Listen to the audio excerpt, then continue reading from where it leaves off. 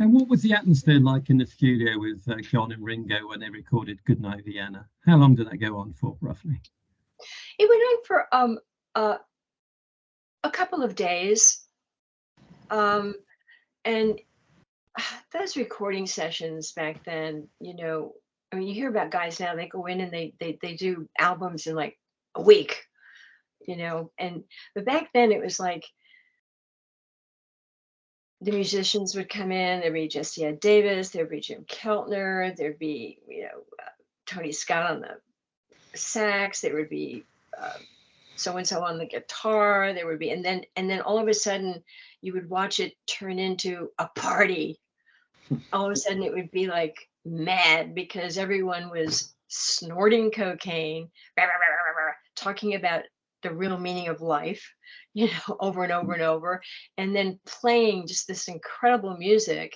And then I had such great respect for Richard Perry because he was like a border collie in there in the control rooms, just sort of like, I never saw him do cocaine, but he would, like, him as engineer, they would be like herding them like dogs, like just like sheep going, okay, what's it? And do another take, okay, And then they'd come in, and then we would be ordering pizza, and somebody would be drinking Southern Comfort, and somebody would be drinking tequila, and somebody, yeah, it was madness, but yet very controlled. You were very lucky that Phil Spector wasn't producing those sessions. I was just thinking the exact same thing. Oh my God. Phil Spector, what a maniac. What a brilliant, brilliant man, but a maniac. A maniac. I wasn't around him too much, a few times. I went into the studio when he was it the rock and roll album that he produced? Some of the tracks, yeah. When Carl was on a track or two, and he was there, and he was just like, I don't know, like a flea on speed, just going back and forth. But somehow, if you just followed his direction, these guys, it was amazing. Now, who filled your glass? I've been watching it magically filling up. Well, I've got a bottle here, so I am replenishing it as I go along. You've started How's the early. amaretto going down? Too bad it's 10 o'clock in the morning. It's always 5 o'clock somewhere. Oh God, if I were to start drinking a little prosecco or limoncello right now, my day would be shot. I'd get off and I'd be napping. So were you there for the shooting of the Only You promotional video with Ringo and Harry? Because I saw a picture in your book of Ringo in the spacesuit. Oh yeah. On top of the building, the video. Yeah, and in the studio as well. And what's Harry was with Una. He hadn't married her yet. And if you listen to the end of that track, do you hear what he's saying? On the end of which track? You mean Only You. Of Only You. What Harry's saying? Harry's saying ooh ah ooh ah ooh ah ooh, and at the very end, he's singing Una, Una, Una, Nancy too. Really? Yeah. Play that. We'll have to get that. Listen to that. The sweet girls were in there going, "Oh, guys, that's so great." You don't even have to play it backwards. It's funny. I love the story of when you said you could say your birthday to Harry Nilsson, he'd be able to tell you which day of the week you were born on. Unbelievable. Incredible. He was a savant.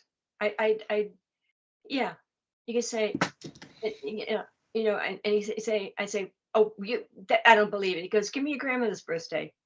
I knew what day she was born on. And I told him, I went, how do you do that? He said, I don't know, but he was a mathematical genius. I mean, remember, he used to work in a bank. He was a mathematical genius. And plus his brain never slept. Ringo used to say it's like rust, it never sleeps. It was like he would come over and rave until everybody dropped around him or went home. I would go to sleep. Richard would come to bed. I would get up in the morning around 10, and Harry would be sitting in the chair watching TV. And I said, Harry, did you sleep? No, I'll sleep later. You're gonna make eggs? Do you have any sausage? How about bacon? I'm going, sure, we'll make you a big greasy breakfast. Excellent. Because he was he's amazing. Tell us your favorite track from this album, Nancy. Then. Oh my God, do I even remember? You know what, you've worked out the puzzle down below the table, right? Yeah. Drugs. Oh. D Rugs. Right. DRUGS. All right. Not too subtle play on words. No, it's not. And I think the name of the album Pussycats is a direct reference to Harry and John's nightly intentions. I wouldn't doubt it. Hmm. I wouldn't doubt it. They were roustabouts, you know. Harry was for sure. Harry was the Sunset Strip marauder. You know, I mean, there was this great piano bar at the end of Sunset before you get into Beverly Hills, and I would go with the guys, and they had great burgers. It might have been the Hamburger Hamlet. I'm not sure. And Harry would walk in, and he'd take $100 bill and put it into the brandy glass on top of the piano, and he'd say, "That's for not playing Moon Fucking River." Quite right too. A lot of old people in there, you know, the Beverly Hills old people would go in there to eat. And the guy would go, "Not tonight, not tonight." I read a story about you and Ringo going to a Bruce Lee marathon with John and Bob Dylan. Is that correct? To a Bruce Lee. Oh, Ringo A didn't movie go. marathon, yeah. Yes. We were like downtown, like in downtown LA. John said, "Okay, we're going with Bob. You know, we're going to meet him at this theater." We walked in, and there's like nobody else there. I don't know if maybe he rented the theater or what was going on, but it was like midnight, and it was like 2 Bruce Lee movies, and it was like, oh my God, it was like That's so, too many. yeah. I mean, what about Wuthering Heights? You know, or An Affair to Remember? You know, but no, it was Bruce Lee. And what happened afterwards? Did John and Bob hang out together for the time? No, it was like, well, we're all going to go home and, you know, go to sleep, or maybe they went to breakfast. I don't know, but I just said, drop me off. Let me out of this barracuda. I'm going home. This is like. Was Ringo a big fan of Bob Dylan's work? For example, what does he think of Blood on the Tracks and albums like that? Oh God, we loved Blood on the Tracks. He Right. loved Blood on the Tracks. Yeah, in awe of him and his career, his body of work. Absolutely. So when a new album came out, you would always get it and you'd play it like the Fire. Absolutely. He'd send me down to Tower Records, and I would, with a list, and I would come back, you know, with albums and turntable. Do I still have that turntable? I think I still have that turntable. It's like begins with an H. Anyway, beautiful wood walnut base to it. And I would come back with the albums, and then, you know, him and whoever was there, Harry, John,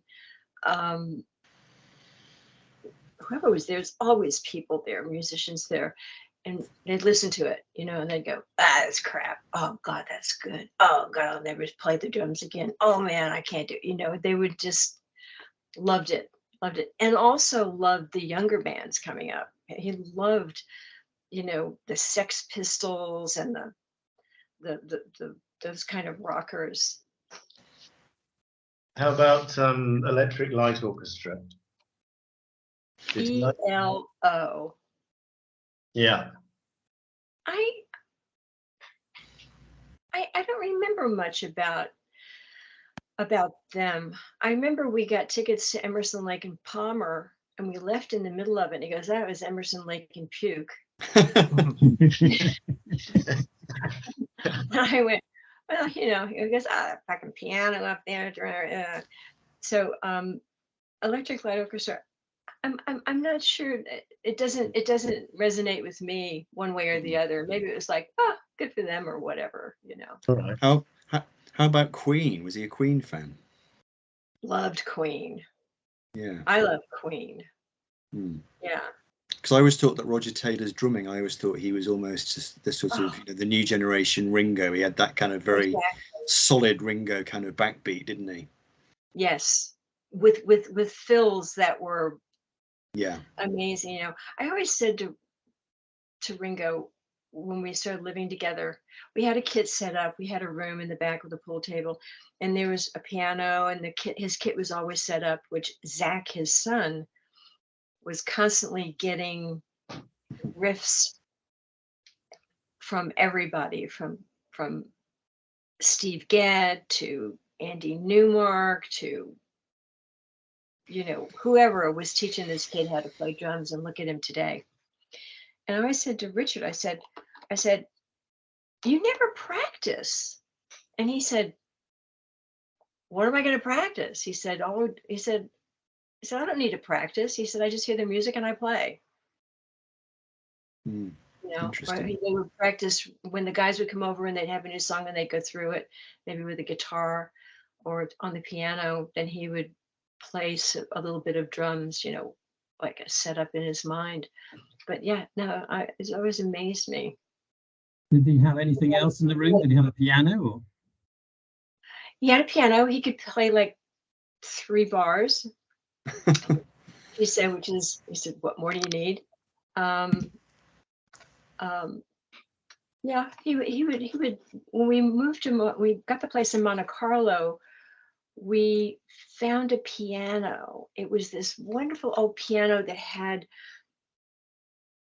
the candles coming out on it, candle holders. Like a Liberace cam. Exactly. Yeah. Well, that was like a baby grand, but this is an upright with the candles that would come out like here, and it was an upright. We couldn't have handled a baby grand in that apartment. And he loved it. He wrote a few songs. Wings, Part of Crying was written there. He wrote. He used to like to. Was songwriting important to him? Did he kind of feel that he was a songwriter and that it was a thing that he wanted to pursue? Having left the Beatles, he didn't write much for the Beatles, but then he seemed to then get into some writing afterwards. Yeah, I think it was very important for him to express himself. He wanted to also be known for his writing. And if you notice, he always, George and him, George was so sweet with him, like Octopus's Garden, he said, they laughed at him when he said, I've written a little tune called Octopus's Garden. And they went, oh God. And George said, no, let's work on it, And then of course, Photograph and Back Off Boogaloo. And George and John were incredibly dear in helping him with his writing, being part of it. And after the Beatles broke up, Vinnie Poncia, I guess, was his brother in arms to his writer guy. Yeah. Well, you wrote a song together with Ringo, didn't you? Last Brisas from Rotogravure. How did that come about? What was that process like? That process was, we were in Mexico, in Acapulco, and I'd never been to Mexico before, and it was so beautiful. And they were like, the Las Brisas Hotel is flowers, pink flowers floating in the room, pink sheets, pink. It was like, he said, oh my God, it was like being in a vulva. I said, a Volvo? He said, no, a vulva. And he said, everything's pink, getting the sheets in the bed and it's pink, And we went out to this wonderful restaurant, and they always have these fabulous mariachi guys singing. And I'm a poetry writer. he was always saying, "Oh, a little girl's writing a poem," and I wrote the poem Las Brisas. And he got very drunk and he passed out in the pink bed. And I went into the bathroom with one of those little micro recorders, you know, and to a Mexican sort of da da da da da da, I was singing my words. And when he woke up in the morning, we're having breakfast, and I said, "Listen to this," and he goes, "That's fantastic." He said, "Well, let's do this and let's do that. We'll change a little bit." He said, "We're going to put it on the album." And I went, "I'm going to be on your album?" He said, "Yes, darling, we've just written a song together." So that was really sweet. And then when we got to the recording studio, he called me and he said, "Come down to the studio right now." And I got there in about 20 minutes and we had a mariachi band playing it. Oh yeah. It was so much fun. Oh, you've got one of those Harry Potter backgrounds around you. Yeah, yeah. And of course, he put your name first in alphabetical order on the credits in the sleeve notes. Yeah, he's a shit. Yeah. My name should have been first anyway. I wrote it. It's a great shot. And Nancy, I love your photography. I think Ringo in the bath has an incredible symmetry through his kind of boots and his hands and everything. But I love your shot of George Oh, yeah, there's Harrison. one right behind me. Yeah, it's such a great shot. And I Thank think you. your shot of George at the Monaco Grand Prix just gets to the absolute heart of George Harrison as a person. Isn't it So beautiful? brilliant. Yeah, Yeah. thank you. Yeah, those guys are. Yeah, it's that was taken at Shepperton when he was doing Listomania. This print is great. I had it printed on brushed aluminum, Right. so it doesn't need a light on it. Like the only light I have in this room right now is the one right up here and behind my screen, and that's it. It's just like grabbing the light. That brushed aluminum grabs the light. It's what's wonderful. It's one of the best Cool. shots of Ringo ever. So, I think it's it's the crowning jewel in my photography. And I've done some great photographs of him. Yeah. But so, that so, one, everybody loves that one. so There's- Rota Gravure brings us to Paul and Linda and Pure Love. So how did that song come about? Pure gold. Pure Gold, yeah. Pure gold. Paul came into the studio and he said, "I've written a song," and he said, and it's about Nancy. And I said, "Oh." And so he said, "Yeah." He said, "Everything we've heard about you and we've been around you," he said, "we just think that you're pure gold. You're a good girl." I'm like, "Well, thank you." Excellent. Yeah, it is. It is. It's now I know how Patty Harrison feels, kinda, on a minuscule level. Yeah. Okay. Could you talk about those hilarious videos which Ringo made to support Hey Baby and You Don't Know Me at All? Oh, you don't know me. Yeah. Well, when he shaved his head, is there a story Oh. behind that, presumably? Oh, yeah. Yeah. He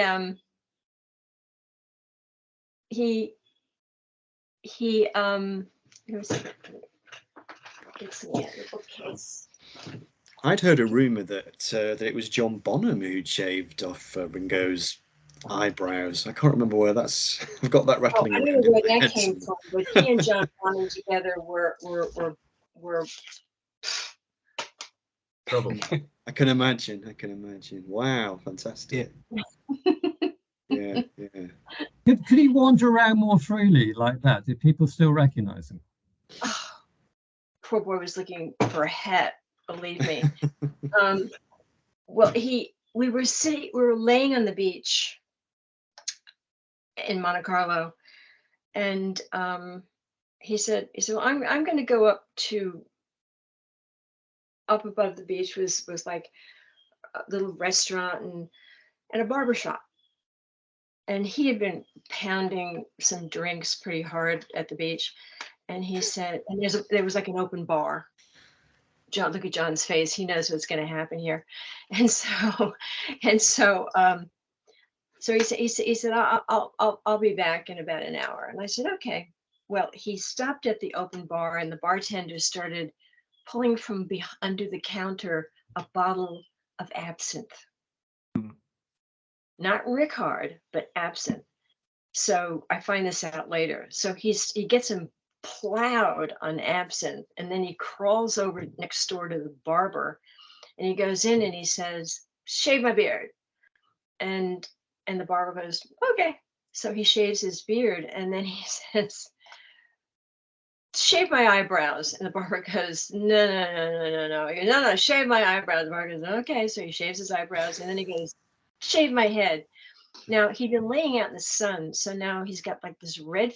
He's red here, white where his eyebrows are, and white on the top of his head. So, and I'm sitting there on the beach going, "Where the hell is he? Where is he? Where is he?" And so I look and I go in the barber shop, and it goes, "No, he left." And I went, "Okay." So I go back up to the apartment, and we're on the 33rd floor, and I get off the elevator, and the door's kind of cracked open. So I go to push it open, and I can't open it. So around the door comes his hand going, "Ah!" And I went, "Are you okay?" And he crawls back, and I come in, and he looks up at me, and he looks like an alien. And I went, "What the hell have you done to yourself?" And he said, "Absinthe, absinthe." And I said, "What?" So finally I get him to take a nap. He takes a nap, and he wakes up in time for dinner, and he's going, and he looks in the mirror, and he screams. He doesn't remember. And he said, "What happened to me?" And I said, "You kept saying absinthe." And he went, "The bartender, I'm going to go down there and kill him." And I said, "While you're there, kill the barber, because you have really fucked yourself up. Because in 2 days, you're doing your first video called 'You Don't Know Me,' and nobody's going to know you." It's perfect. It's perfect for the song, isn't it? Oh, what irony there. Yeah. Well, it turned out So- okay. It turned out okay, Nancy, because it's hilarious. You know? It's hilarious because we pulled every hat and bought hats from everywhere, and he had like 7 or 8 hats on his head. And as he says, "You say you know me, you really know me," and then he goes, "You don't know me at all," and he's bald. Crazy. Why did he or why did you both go to Hamburg to do the shoots, or at least part of the shoots for those Rockwood Reverb videos? He wanted to go back and shoot there. And it was a nostalgic situation for him. It was so cold. And I remember walking down, it was what they call the red light district there, I guess I call it. And I remember walking down the street, and I'm looking up at a window, and this woman is like showing me her business. I'm going, "Oh." And he goes, don't look, honey. Don't look, darling, don't look." And I said, "How can you not look?" I said, "Oh my God, she hasn't. Yeah, keep going." I said, "Oh my God, look at her. Those are the big." He goes, "I know. Don't look." So he's filming. So it's so cold. So we go down into a club, which wasn't open yet, and to have like a hot toddy and talk to the director. And I'm sitting there, and in these clubs in Hamburg, it was like all black walls and black curtains and black tabletops, and we're sitting there, and all of a sudden I hear vroom vroom, and I look around, I'm like, "Oh my God, there's a motorcycle in here." And all of a sudden the curtains open, and here's this naked woman on a bed that's kind of like this on a tilt, and I went, and in comes this guy in a pair no underwear on, with a huge member and black chaps, and she's going, "Ah!" And he's going, "I am here to take you for a ride." And boy, did he take her for a ride. And I'm sitting there going, and the guys are just talking. They're not even paying attention. And I'm going, look what's going on the stage. Look what's going on the stage. And he looks up and he goes, "Oh my God." And he puts his hand over my eyes, and I'm going, why are they doing that? I thought they were closed." He said, "Well, I did too." And they were so involved in their conversation. And I said, "Oh my God." So the director got up and went to the theater owner, to the club owner, and he said, "What are you doing?" He goes, "Well, we've got Ringo in here. We wanted to put a show on for him." Max show. Yeah, like this is what we went, and I had never seen anything like it in my life, and I was just like, unbelievable. And the Did guys you? were laughing at me. They thought, oh, little American girl. I said, yeah, well, I'm not a barnyard kind of girl. Well, Henry and I paid a visit to Hamburg a few weeks ago, just purely for research purposes, of course. Research purposes. But what we really enjoyed was having a few drinks in the Gretel and Alphonse pub that the boys used to go to before the shows. Did you and Ringo frequent that pub, the Gretel and Alphonse? No, we didn't. But May and I went back to Hamburg, and we were taken on a tour, and we went through there. There's an older guy that owns that club, right? There's like this old guy. Yeah, and he was so sweet. He opened up the gate. There's like a gate you go through to get into it. Yeah, he was really sweet. Yeah. Yeah. We went Did you through. also? Did you spend some time at a hotel in Hamburg as well, where the Beatles had previously been? Because there are some shots, aren't there, of Ringo walking around the grounds. There's a statue in the grounds. He stops in front of it and looks up at it. You got any memory of that? I've never seen that. I Hmm. don't remember that. I remember staying in a really nice hotel in Hamburg. I don't remember that. That might have been, it was so cold there. I know that he did go out and do some filming, and I stayed in the hotel. Yeah, it's probably that Video what I'm thinking. for, it's the video Yeah. for I'll Still Love You. He's Yeah. wandering around the gardens of the hotel. Hmm. I think that Every bell, I'll still love you. I think there are some scenes in You Don't Know Me at All as well, where he's walking around the same grounds. Yeah, Unless I'm yeah. They mistaken. filmed some. They filmed the hats part in France, and then we went to Germany. Yeah, and then we did. Is It Really You Here With Me Tonight? That video was, we did that. We shot that in France, in a beautiful castle-like home. Hmm. Was that filmed in Monte Carlo then? It was outside. It was up in the hills. It wasn't Monte Carlo. It was in France. It was like about a 40-minute ride to that location, with the beautiful courtyard and the girls dancing. And he was, that's the one I was in. I was dancing with him. Yeah. Yeah. So moving to Ringo before Nancy, it was recorded in New York, which is unusual, and Tony Levin, the bass player, is on record saying it's the only record he can think of that he played on where he felt uncomfortable with the lead artists. And he said there was a lack of chemistry between the musicians and Ringo on that album, which I found surprising. Which album? Ringo the Fourth. Ringo the Fourth. Oh, with Rafe Martin. Yeah, it was Tony Levin, Steve Gadd, Dave Spinoza. Yeah. Yeah. Yeah. There was a disconnect, I think, between Reef and Ringo and Vinny, because Ringo and Vinny were joined at the hip at that point. I think they wrote almost everything on it or whatever, and there was those were pretty. You're right. They were kind of disconnected and not quite cohesive. And I know Ringo and Vinny, I mean, LA, they were so used to recording in LA where they had a core group. And when they went to New York, Arif would have different musicians come in to play almost every day, on different cuts.